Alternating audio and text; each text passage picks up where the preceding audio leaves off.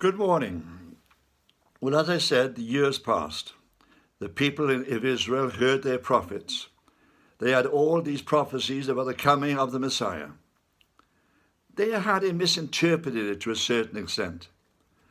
But a lot of people were just confidently waiting, in the same way as today people are confidently waiting for Jesus' return. See, many of the prophecies that Jesus gave, which would indicate the time of his return, have taken place. They've come into being. So we know that the time is getting close, but we don't know exactly when it will happen, and neither did they. They were waiting for it, but they didn't know when exactly it was going to happen. Then one day, some priests came into Jerusalem in order to carry out their ministry in the temple. The priests were divided up into divisions, and one division would take over after another, and each part of the priesthood would come in and minister in the temple at different times during the year. A bit like changing the guard at Buckingham Palace. Different regiments will take over the role at different times. And so it was in Jerusalem. Different groups of priests would come in at different times. And on the occasion that we hear about in the Gospels, in the Gospel of Luke, one of these priests on this occasion was named Zechariah. Now, there was too many priests for them all to go into the holy place and offer incense, so they would cast lots. Which turn will it be this time? And on this occasion, it came to Zechariah, and he was given responsibility for going into the holy place and burning the incense. Incense which represented the prayers of God's people rising before God's throne. Now, there was a legend that if a priest went in to carry out this function and there was a sin in his life, the angel of death would appear and strike him dead. Zechariah examined his life. No, there was no great sin. He was ministering out in Ein, just a little village outside of Jerusalem, where he ministered to the people. He was living his life as best he could. He confessed any sins he had committed, but he went in to offer up the sacrifice of incense.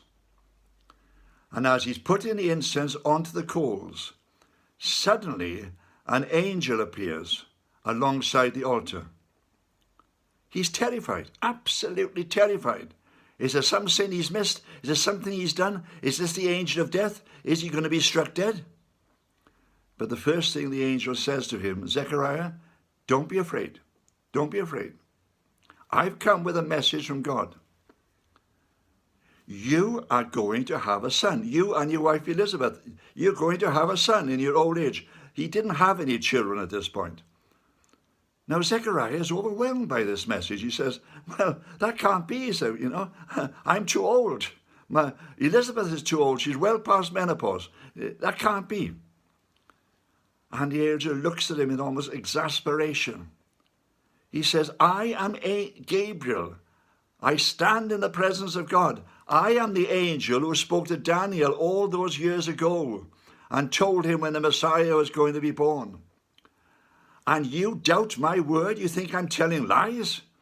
Well, I'll show you I'm not telling lies. You will be dumb and you will not speak. And he took away from him the gift of speech. He'd been in the holy place for some time. But when he came out, people thought, what's happened? He can't speak. Perhaps he's seen a vision. They didn't know what had happened. But of course, the time for his ministry came to an end, and he went back to Ein, to where his wife was living. I don't know how he communicated it to her, but she conceived, and she was suddenly realized that even though she was well past menopause, she had become pregnant. I expect they sat back and wondered, what could this possibly mean? They believed God. They knew the prophecies. But what did this really mean? 6 months later, the same angel, Gabriel, is sent to Nazareth. And there he meets up with a young girl, probably about 15, 16 years of age, no more than that. She's betrothed, because young girls were betrothed quite young, but they hadn't been married, and she was living on her own, and her betrothed, a man called Joseph, was doing all he had to do to prepare for the marriage.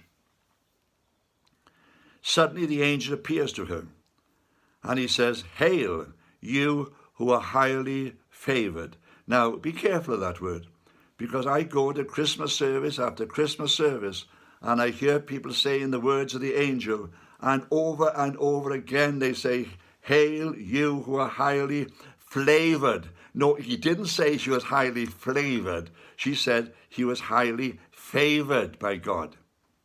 And God was asking her quite simply whether or not he would bear his son. Now, she doesn't disbelieve the angel like Zechariah had done.